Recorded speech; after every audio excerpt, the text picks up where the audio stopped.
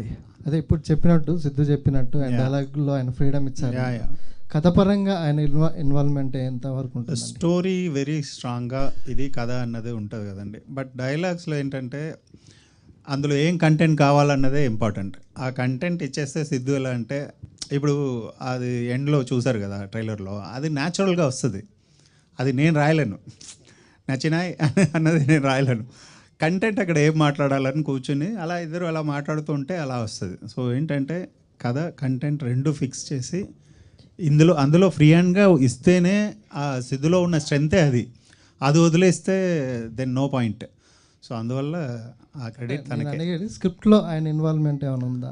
డెఫినెట్గా మేము కథ బిగినింగ్లో చెప్పాము, కథ ఓకే అయింది కదా, మాట్లాడిన తర్వాత ఎక్కడెక్కడ ఏదేది ఇంకా ఎన్హాన్స్ చేయొచ్చు అన్నది మేము ఆల్వేస్ మాట్లాడుతూ ఉంటాం. సో 100%. భాస్కర్ గారు ఇక్కడ. భాస్కర్ హాయ్.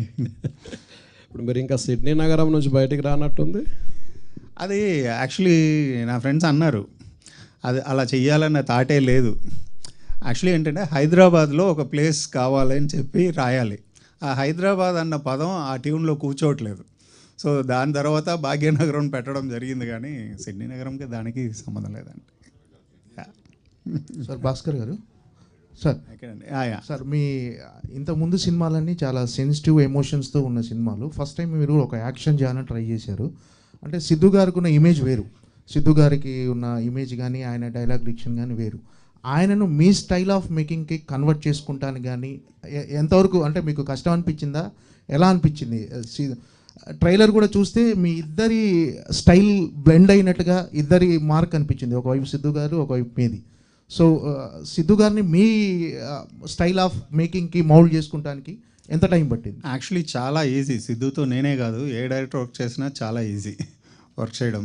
అండ్ ఇంకోటి ఏంటంటే మేము ఇద్దరు ఒక పాయింట్లో వచ్చి మీట్ అయ్యాం కదా, ఈ కథకి సిద్ధు పర్ఫెక్ట్గా ఉంటాడని, అలాగే సిద్ధు ఏంటంటే ఈ కథ తనకు పర్ఫెక్ట్గా ఉంటుందన్న ఒక మ్యూచువల్ ఎక్కడో ఒక స్ట్రాంగ్ బిలీఫ్లో నుంచి కదా స్టార్ట్ అయి ఉంటాం. సో అక్కడి నుంచి స్టార్ట్ అయ్యి చేసుకుంటూ వెళ్ళే ప్రాసెస్లో ఏంటంటే సిద్ధుతో చేయడం అన్నది చాలా ఈజీ. ఇంకా చెప్పాలంటే సగం హెడేక్ లేదు. ఈ కంటెంట్, ఇది డైలాగ్స్, ఇది సీన్, ఇది ఇలా కావాలి, ఇది ఇలా చెప్పుకుంటే చాలా అన్నది. సో అలా నాకు చాలా ఈజీ జర్నీగానే ఉండింది. అలాగే వైష్ణవి కూడా. సో వెరీ టాలెంటెడ్ యాక్టర్స్ ఉన్నప్పుడు ఏంటంటే డైరెక్ట్గా హెడేక్ తక్కువ ఉంటుంది. సిద్ధు ఇక్కడ ఇప్పుడు డైలాగ్